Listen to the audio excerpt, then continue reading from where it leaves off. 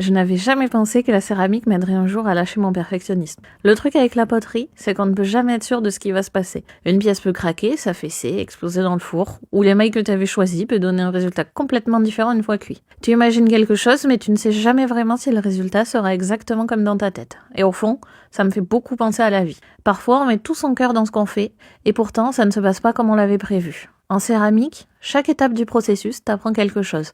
Le façonnage, le séchage, la première cuisson, l'émaillage, la dernière cuisson.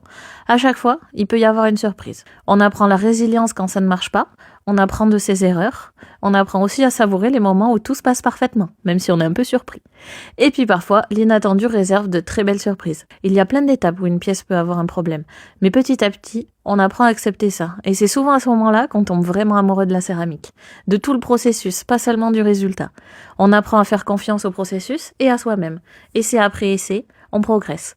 Et on finit par comprendre que la perfection, ce n'est pas le résultat final, c'est simplement d'oser essayer, de continuer, d'exprimer sa créativité et surtout de profiter du chemin.